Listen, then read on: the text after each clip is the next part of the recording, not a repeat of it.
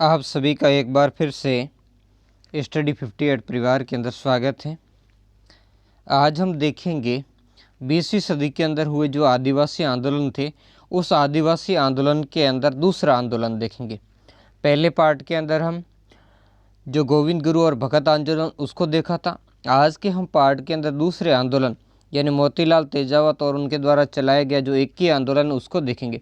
दोनों ही आंदोलन एक ही जैसे थे, यानी ये क्या समाज सुधार के रूप में दोनों ही आंदोलन प्रारंभ हुए और बाद में ये राजनीतिक आर्थिक विद्रोह में ये दोनों ही क्या हो गए, परिवर्तित हो गए थे।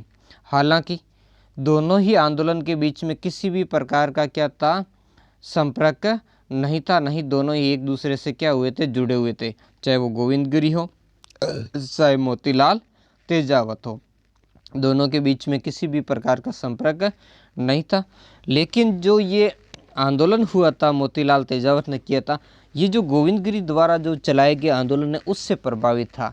यानी उससे इस क्षेत्र में क्या हुआ था, बड़ा ही जो जनता के अंदर जन जागृति आई थी। इसी कारण यहाँ की जनता ने क्या कर दिया था, विद्रोह कर दिया था। और इस आंदोलन को नेतृत्व जो प्रदान किया था वो मोतीलाल तेजावत ने प्रदान किया था। ठीक है, थोड़ा सा हम एक मोतीलाल जो तेजावत जी है इनके बारे में पहले आपको जानकारी प्रदान कर दें, इसके बाद हम इस चैप्टर को क्या करते हैं, आगे प्रारंभ करते हैं। तो वैसे मोतीलाल जो तेजावत हैं ये कहाँ के थे, यहाँ के अंदर एक ठिकाना था कोलियारी के रहने वाले थे, है ना। जो उदयपुर के अंदर जो झाडोल ठिकाना पड़ता है, झाडोल ठिकाने के अंदर एक गांव आता है, वहाँ कोलियारी के एक ओसवाल बनिया थे, है ना, वहाँ के। और ये क्या किया करते थे, झाडोल ठिकाने के अंदर की भी क्या करते थे, कामदार का काम करते थे। हालांकि बाद में इनका क्या होता है, जो जागीरदार के साथ में यहाँ का मतभेद होता है, इसके कारण ये ठिकाने की नौकरी छोड़ देते हैं और बाद में क्या करते हैं, ये अपने परचून की दुकान का व्यवसाय करते हैं और विभिन्न मेलों के अंदर जाकर के तब वहाँ से इनका क्या होता है, भीलों से संपर्क होता है और फिर ये क्या करते हैं, भीलों में समाज सुधार का काम प्रारंभ करते हैं। तो अब देखते हैं इसको शुरुआत से। अंग्रेजों द्वारा भगत आंदोलन कुचल दिए जाने के बाद भीलों का आंदोलन क्या हो गया, कुछ समय के लिए निष्क्रिय हो गया। एक तरीके से क्या हो गया था, समाप्त तो नहीं हुआ था लेकिन थोड़े समय के लिए निष्क्रिय हो गया था। ये अपनी गतिविधियों में थोड़े समय के लिए इनको क्या आ गया था, ठहराव आ गया था। फिर भी भगत आंदोलन का जो प्रभाव है भीलों की राजनीतिक चेतना पर पड़ा। जो गोविंद गुरु ने चलाया था उनसे भीलों के विचारों में, उनके अंदर जो शिक्षाओं में बहुत बड़ा प्रभाव आया और अब भीलों के अंदर एक जागृति आई, जन चेतना जगी कि भाई हम अत्याचार का क्या करें, प्रतिकार करें।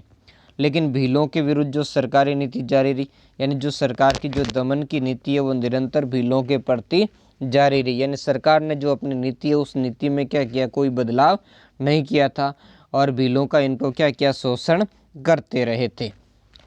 1917 में भीलों व ग्रासियों ने महाराणा को पत्र लिख करके जो यहाँ ठिकाने आदि की दमनकारी नीति है वो और बेगार जो प्रथा, सबसे महत्वपूर्ण भीलों की समस्या इसी से थी, बेगार प्रथा, इनके प्रति अपना क्या जताया था, विरोध जताया था। लेकिन इस तरीके का इनका कोई परिणाम नहीं निकला, यानी ऐसे पत्रों का कोई भी परिणाम नहीं निकला। इसके जो उलट क्या किया, जो अत्याचार और शोषण वो निरंतर क्या हुआ, बढ़ता चला गया था। 1921 ईस्वी में बिजोलिया जो किसान आंदोलन से प्रभावित होकर भीलों ने पुनः महाराणा को अत्यधिक लागतें और कामदारों के शोषणात्मक व्यवहार के विरुद्ध क्या की थी, शिकायत दर्ज करवाई थी। और जो बिजोलिया ठिकाने के अंदर चल रहा था किसान आंदोलन, जिसके बारे में आपने नहीं जाना तो इसका वीडियो अपलोड है, प्लेलिस्ट के अंदर जाकर देख लीजिए। तो इस आंदोलन ने भीलों को क्या किया, बड़ा ही क्या क्रोधित कर दिया था। किसने, जो बिजोलिया वाले आंदोलन ने। तो इस बिजोलिया वाले आंदोलन से भील बड़े ही प्रभावित थे और इसके साथ साथ ही चल रहा था। और हम ऐसा कह सकते हैं जो ये एक ही आंदोलन और जो बिजोलिया किसान आंदोलन के नेता एक दूसरे के संपर्क में थे और ये साथ साथ ही दोनों आंदोलन इस क्षेत्र के अंदर चल रहे थे। लेकिन इनकी मांगों की तरफ जो मेवाड़ के महाराणा, उन्होंने किसी प्रकार का ध्यान है वो नहीं दिया और नहीं किसी प्रकार की लागतों में छूट की। और यहाँ के जो कामदार निरंतर अपना जो शोषण इनके भीलों के साथ में कर रहे थे, तो इससे भील बड़े ही क्या थे, दुखी थे। लेकिन जब भीलों ने इन सभी अहिंसात्मक जो प्रयासों का कोई परिणाम नहीं निकला, यानी इन्होंने मेवाड़ के महाराणा से मांग की लेकिन उनकी बातों को नहीं सुना गया, तो भूमठ के खालसा क्षेत्र के भीलों ने क्या किया, लागते और बेगार चुकाने से इनकार कर दिया। तब भीलों ने कहा हम किसी भी प्रकार की क्या करेंगे, कोई लाग बाग नहीं देंगे, बेगार आज से नहीं करेंगे, और करबंदी जैसा इन्होंने क्या कर दिया था, आंदोलन शुरू कर दिया। तो 1921 में इसने भीलों को मोतीलाल तेजावत का क्या था, नेतृत्व प्रदान हुआ था। किसने नेतृत्व प्रदान किया था, मोतीलाल तेजावत ने 1921 में इस नेतृत्व को क्या किया था, संभाला था। और इन्होंने एक अपने जो आंदोलन को नाम दिया था इक्की या इसको एका आंदोलन कहते हैं, जिसका मतलब होता है भीलों के अंदर जो एकता स्थापित करना। और इस आंदोलन का इनका मुख्य उद्देश्य क्या था, राज्यों और जो जागीरदारों द्वारा किए जाने वाले भीलों के सभी प्रकार के शोषण जो है उनके विरुद्ध क्या होना था, संयुक्त रूप से क्या करना था, विरोध करना था। तो ये इसी काम के लिए क्या किया था, इन आंदोलन को संगठित किया। तो यह मोतीलाल तेजावत ने भी भीलों को लगान व बेगार नहीं देने के लिए क्या किया, प्रेरित किया। यहाँ पर मोतीलाल जो तेजावत जी थे, इन्होंने भी क्या किया था, मेवाड़ के महाराणा को पत्र लिखा था, जिसमें कितनी थी, 21 सूत्री मांग पत्र था, जिसमें 21 मांगे इन्होंने क्या की थी, लिखी थी। और इसी कारण इस 21 सूत्री मांगों को जो मेवाड़ पुकार है, उस पुकार के नाम से जाना जाता है। इन्होंने महाराणा को लिखा कि मेवाड़ की जनता ये पुकार करती है कि इन 21 मांगों को आप क्या करें, स्वीकार करें।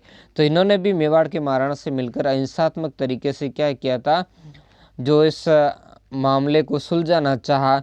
लेकिन जब महाराणा की तरफ से कोई आश्वासन, जब संतोषप्रद आश्वासन नहीं दिया गया, तब अब इन्होंने क्या किया, मोतीलाल तेजावत ने भीलों से कहा कि अब आप लगान न दें और किसी भी प्रकार की क्या करें, बेगार नहीं करें। यानी अब ये मामला हो गया था 1920 के अंदर जो असहयोग आंदोलन शुरू हो गया था, उससे भी ये प्रभाव था। तब भीलों ने जुलाई 1921 के अंदर क्या किया, करबंदी आंदोलन चला दिया, है ना। करबंदी आंदोलन असहयोग आंदोलन के रूप में एक करबंदी असहयोग आंदोलन इस क्षेत्र में इन्होंने क्या कर दिया था, छेड़ दिया था। और धीरे धीरे यह आंदोलन अब क्या हो रहा था, बढ़ रहा था। इसका बड़ा ही व्यापक प्रभाव इस क्षेत्र के अंदर हो रहा था। एक ही आंदोलन के नाम से विख्यात इस आंदोलन को आदिवासी या जनजातियों के राजनीतिक जन जागरण का क्या माना जाता है, प्रतीक माना जाता है। यहाँ से जब इन्होंने क्या किया, बेगार करना और कर देना जब बंद कर दिया, तो इससे यहाँ पर एक नए तरीके से इसमें जोश आया और इनमें जन जागृति फैली। और भीलों ने क्या कर दिया, मरते दम तक अत्याचार का जो मुकाबला करने की यहाँ पर क्या ले ली थी, शपथ ले ली थी। ये बड़ी महत्वपूर्ण जो बात है यहाँ पर हुई थी, है ना। तो और इसके अलावा बाद के अंदर इन्होंने भीलों ने मिलकर के क्या कर दिया, इन जो पहले तो ये क्षेत्र झाडोल वाले इलाके में, फिलहाल झाडोल के देखा देखी भूमठ के क्षेत्रों के जो भील थे, उन्होंने भी भू राजस्व, लाग बाग और अन्य जो भी कार्य थे उनको बंद कर दिया, और बेगार देना भी क्या कर दिया, बंद कर दिया। अब बिना अनुमति से सब क्या करते, वन उत्पादों का भी इन्होंने क्या कर दिया, जो उपयोग करना प्रारंभ कर दिया। तो इस तरीके से धीरे धीरे धीरे ये आंदोलन क्या हो गया था, राजनीतिक जागरण का इनमें प्रतीक बन गया था। तो ऐसी स्थिति के अंदर अब स्थितियां बदलाव होगी, यानी अब जब बहुत ज़्यादा पैमाने पर ये फैलने लगा, तो फिर क्या होगा, सरकार की तरफ से दमन चक्र चलेगा। तो उदयपुर के महाराणा ने तो क्या कर दिया, आदेश निकाल करके कह दिया भाई 50 से ज़्यादा भील क्या करते, एकत्रित नहीं हो सकते। इसके अलावा जो मोतीलाल तेजावत की गिरफ्तारी पर इन्होंने क्या कर दिया, 500 रुपये इनाम घोषित कर दिया। दूसरी तरफ डूंगरपुर के जो मारावल ने अपने क्षेत्र में आंदोलन फैल जाने के भय यानी डर से, क्योंकि जो गोविंदगिरी का जो भगत आंदोलन था मुख्य रूप से इसी क्षेत्र में हुआ था, तो उन्होंने क्या किया, अपने क्षेत्र में सभी प्रकार की जो बेगारें हैं वो क्या कर दी, डूंगरपुर के मारावल ने समाप्त कर दी। लेकिन ये बेगारें समाप्त कहाँ पर हुई थी, खालसा क्षेत्र में। हमेशा आपको बताता हूँ कि ज़मीनें दो प्रकार की थी, एक तो खालसा भूमि, जिस भूमि पर क्या होता था, शासक का प्रत्यक्ष नियंत्रण होता था, यानी राज्य की प्रत्येक नियंत्रण में होती थी। दूसरी वो भूमि जिस पर जागीरदार का अधिकार था। तो खालसा क्षेत्र में तो ऐसी सुविधाएं मिल गई, लेकिन जागीरी क्षेत्रों के भीलों को ये सुविधाएं नहीं मिली। तो इसी कारण वहाँ के भीलों ने क्या किया, अब एकता स्थापित करके ये आंदोलन के रूप में संगठित हुआ। तो संगठित होकर के इसको जब तेजावत का नेतृत्व मिल गया, तो आंदोलन अपने बड़े वेग से चला। और इसमें भूमठ क्षेत्र के अतिरिक्त, यानी अब देखो जाडोल से प्रारंभ हुआ, भूमठ क्षेत्र में फैला। इसके अलावा भूमठ के अलावा सिरोही है, गुजरात है, आदि क्षेत्रों में भी क्या किया, ये आंदोलन धीरे धीरे फैल गया था। यानी इसका क्या हो रहा था, धीरे धीरे विभिन्न क्षेत्रों के अंदर इसका जो प्रचार है वो निरंतर जारी था।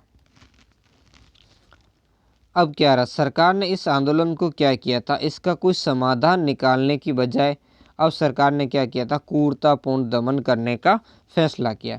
तो अंग्रेजी सरकार ने अब क्या किया, दमनात्मक नीति अपनाई, है ना। दमनात्मक नीति में क्या था, 7 अप्रैल 1922 के अंदर, कौन सी तारीख ध्यान रखना, 7 अप्रैल 1922 को ईडर राज्य के क्षेत्र में माल, कहीं कहीं इसको पोल भी लिखा मिलता है ना, तो माल या कहीं इससे पोल नाम लिखा मिलता है, नामक स्थान पर मेजर सटर के अधीन मेवाड़ भील कोर की क्या की, गिरफ्तार गोलीबारी की, जिसमें कुछ लोग मारे भी गए थे। यानी ये हुआ क्या था, जब अपने जो मोतीलाल जो तेजावत जी थे, उन्हें पहले तो उदयपुर के अंदर उनके ऊपर क्या कर दिया था, इनाम घोषित कर दिया था। इसके बाद जब वो सिरोही राज्य के अंदर चले गए थे, तो सिरोही राज्य में उन्होंने आंदोलन को संगठित करने का जब प्रयास किया था, तो बाद के अंदर इनको सिरोही राज्य के अंदर भी क्या कर दिया गया, वहाँ से भी इसको निष्कासित कर दिया, उनके प्रति वहाँ सख्त नीति थी। तो ऐसी स्थिति में जब ईडर राज्य की ये माल या जिसे पोल बिके थे, इस स्थान पर जब आए थे, तो उन्हें घेर करके उन पर क्या डाली गई थी, गोलीबारी कर दी। यानी एक तरफ तो सरकार क्या कर रही थी, इनके साथ समझौता करने का प्रयास कर रही थी, और दूसरी तरफ जब यहाँ पर ये आए तो इन पर क्या कर दी गई, गोलीबारी कर दी गई। तो ऐसी स्थिति में क्या हुआ, ये बड़े ही आक्रोशित हो गए थे, है ना। ये लोग क्या हो गए, आक्रोशित, यानी इनके दोनों के बीच में जो समझौते की बात है वो बात भी अब नहीं बन पाई थी। इसको पढ़ने से पहले एक और हम घटना देख लेते हैं जो यहाँ के फोटो के अंदर दी गई, जो है नीमड़ा नरसंहार, है ना। कब हुआ था, 6 मार्च 1922, कहीं 7 मार्च भी लिखा मिलता है 1922, जिसमें अंग्रेजों द्वारा 1200 निहत्थे वनवासी बंधुओं की क्या कर दी गई, हत्या कर दी गई। अब तो होता क्या है ना, जो मोतीलाल जो तेजावत, उनकी मांगे नहीं स्वीकार की गई थी, और यह आंदोलन धीरे धीरे सिरोही, ईडर, पालनपुर, विजयनगर आदि राज्यों के अंदर क्या होगा, फैलने लगा था। तो तेजावत ने अपनी मांगों को लेकर भीलों का एक विराट सम्मेलन, जो विजयनगर राज्य, ये नीमड़ा का है, गुजरात के अंदर जो विजयनगर उस समय का राज्य था, उसके नीमड़ा नामक गांव के अंदर एक विराट सम्मेलन क्या किया था, आयोजित किया था। तो इस विराट सम्मेलन के कारण मेवाड़ और अन्य जो भी पड़ोसी राज्य थे, उनकी सरकारें भीलों के इस संगठित होने से बड़ी क्या होती, चिंतित होने लगी। तो इन सभी राज्यों ने मिलकर के इस आंदोलन को कुचलने के लिए अपनी सेनाएं कहाँ भेज दी, नीमड़ा गांव भेज दी। तो यहाँ पर सेना ने सम्मेलन स्थल को घेर करके क्या करती, गोलीबारी कर दी, और इस गोलीबारी में 1200 ये जो निहत्थे वनवासी है वो गोलियों का शिकार बन गए, मारे गए। यहाँ तक कि मोतीलाल तेजावत के पैर में भी गोली लगी, वो घायल हो गए थे। बाद में उनको सुरक्षित स्थान पर ले गया, उनका इलाज किया, और इसके बाद मोतीलाल तेजावत से फिर क्या हो जाते हैं, यहाँ पर नज़रबंद हो जाते हैं, यानी वो फिर सेना के हाथ में नहीं आते, अब वापस ऊपर आ जाते हैं ना। तो यहाँ जैसे इन्होंने 7 अप्रैल की ये घटना 1922 को, अब इसके बाद निरंतर अंग्रेजों ने और जो यहाँ के जागीरदारों, उनकी सेना ने भीलों को क्या किया था, भीलों, गरासियों, इनको आतंकित करने का काम किया था। अब इसके लिए क्या हो रहा था, एक तो देखो 11 फरवरी 1922 को कांग्रेस ने असहयोग आंदोलन वापस ले लिया। अब इस दौरान क्या हो गया, राष्ट्रीय स्तर पर अंग्रेजों की समस्या समाप्त हो गई। तो उन्होंने जो रियासतों के अंदर चलने वाले जो जनजातीय आंदोलन थे, जो असहयोग आंदोलन के प्रभाव से उस समय क्या हुए थे, प्रारंभ हुए थे, उनका अब क्रूरतापूर्ण दमन करने का क्या किया, निश्चय किया। तो इसके लिए उन्होंने दमन के लिए एक आक्रमणों की एक उन्होंने श्रृंखला बनाई थी, है ना, लोगों को आतंकित करने के लिए। तब मुख्य रूप से जो सिरोही के जो गरासिया क्षेत्र थे, उनके लोगों को आतंकित करने का काम किया था, जिसमें उनके जो मुख्य गांव जैसे सियावा है, बलोरिया है, भूला है, नयावास है, वहाँ सैनिक आक्रमण किए गए, यानी वहाँ पर क्या की गई, गोलीबारी की गई, जिसमें काफ़ी सारे आदिवासी जो जान से मारे गए, और सैकड़ों की संख्या के अंदर क्या हुए, घायल हो गए। उनके गांव के गांव क्या कर दिए गए, जला दिए गए, उनकी झोपड़ियाँ यानी जलाकर राख दी कर दी, उनको लूट लिया गया, है ना। तो इस तरीके से इनको भीलों के अंदर क्या किया गया, आतंक स्थापित किया गया। हालांकि आतंक के बाद भीलों ने समर्पण भी कर दिया था, और समर्पण करके अब क्या कर दिया था, इन्होंने राज्य के साथ में बड़ा समझौता भी कर लिया था। अब दूसरी तरफ आगे की घटना देखते हैं, है ना।